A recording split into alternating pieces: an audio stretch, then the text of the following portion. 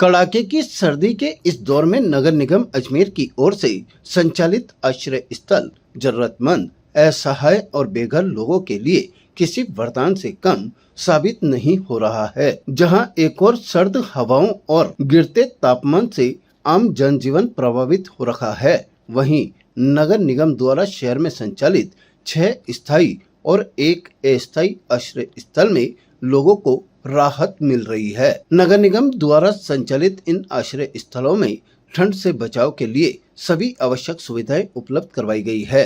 आश्रय स्थल में ठहरने वालों के लिए बेड, गद्दे, रजाई, हीटर, गीजर, टीवी सहित सुरक्षा की दृष्टि से सीसीटीवी कैमरे भी लगाए गए हैं। इसके साथ ही असहाय और भिक्षुकों के लिए इंदिरा रसोई के माध्यम से भोजन की व्यवस्था भी की गई है, ताकि अधिक से अधिक जरूरतमंद लोग यहां आकर सुरक्षित रह सके। सर, यहाँ सोने के लिए रजाई, गद्दा वगैरह सब कुछ है।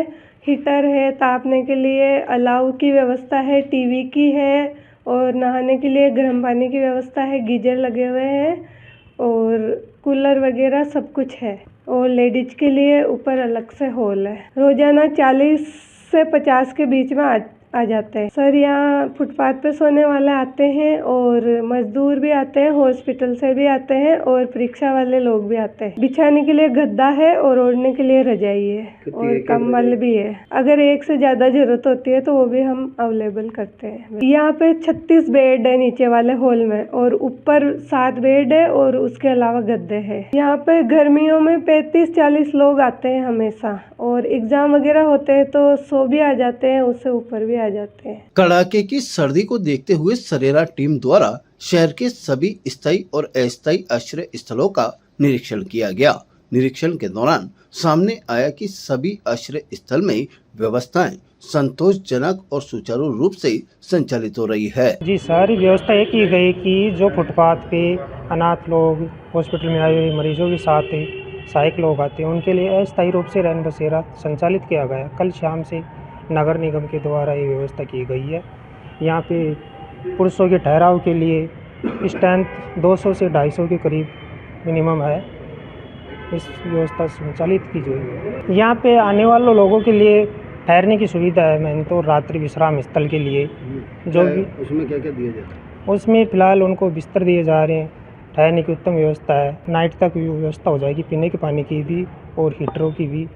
जो भी सुविधा अनुपलब्ध है, हम जल्दी डीसी मैम से अनुरोध किया है कि जल्दी उपलब्ध कराएंगे। ये स्वयं आने वाले जिम्मेदार करवाएंगे व्यवस्था। हमारी तरफ से ये कोई व्यवस्था नहीं है खाने पीने। सर, ये JLN में और ये महिलाओं के हिसाब से नीचे, और महिलाओं के लिए यहाँ सारी सुविधाएं, कैमरे की, रजाई, गद्दे वगैरह सब चीज़ की सुविधाएं यहाँ उपलब्ध है। सर, यहाँ रजाई, गद्दे, हर चीज़ की सुविधाएं, यहाँ बेडशीट है। मतलब 5-6 तो डेली के आती हैं। यहाँ जेंट्स लोग ज़्यादा रुकते हैं ऊपर। टोटल तो कल जैसे 32 थे, परसों कभी ज़्यादा कभी कम, इस हिसाब से रुकते हैं। अच्छा, ये तेज सर्दी बढ़ रही है, उससे पहले कितने लोग आते हैं यहाँ पे?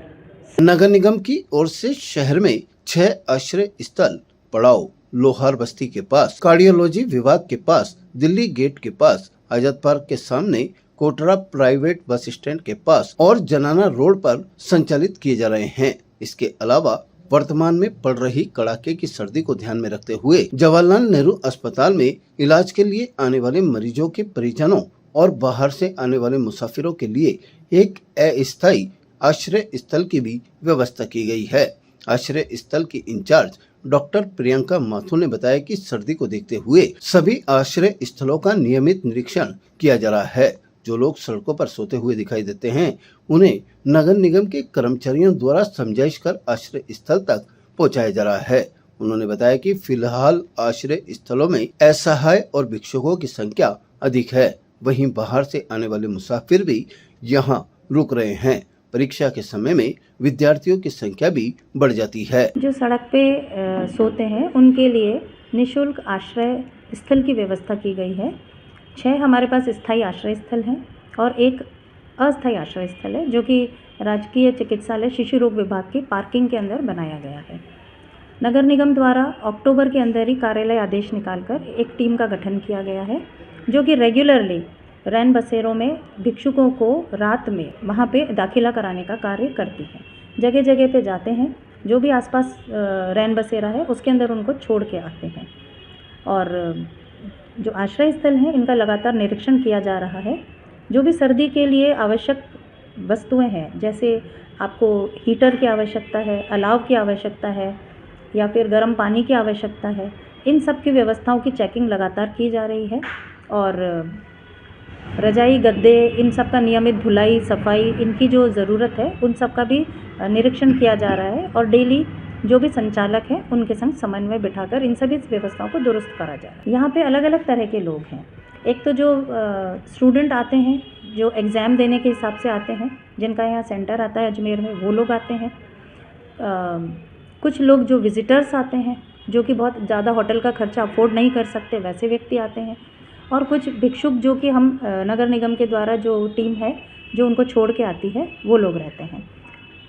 मैक्सिमम यहाँ पे एवरेज वाले जो व्यक्ति हैं, जो कि एवरेज खर्चा अफोर्ड कर सकते हैं, जो क्योंकि ये निःशुल्क व्यवस्था है, तो यहाँ पे ठहरना पसंद करते हैं। तो मैडम इनके खाने पीने की भी व्यवस्था? खाने पीने की व्यवस्था वैसे इंदिरा रसोई है, उसके अंदर ये लोग खाना खा सकते हैं। और जो 70 वर्ष से अधिक हैं, वृद्धजन हैं, उनके लिए निःशुल्क खाने की व्यवस्था नगर निगम द्वारा की जाती है। डॉक्टर माथुर ने बताया कि आश्रय स्थल में ठहरने के लिए किसी प्रकार की पहचान पत्र या आईडी की आवश्यकता नहीं होती। सभी आश्रय स्थलों में लगभग 70 महिला और पुरुषों के ठहरने की व्यवस्था है, जबकि जवाहरलाल नेहरू के पीडियाट्रिक विभाग की पार्किंग में बनाए गए अस्थायी आश्रय स्थल में 100 महिलाओं और 100 पुरुषों के ठहरने की व्यवस्था की गई है। निगम की यह पहल कड़ाके की सर्दी में जरूरतमंद लोगों के लिए बड़ी राहत बनकर सामने आई है। ताजा खबरों के लिए देखते रहें सरेराह न्यूज। अपना फोन उठाएं और सब्सक्राइब करना ना भूलें।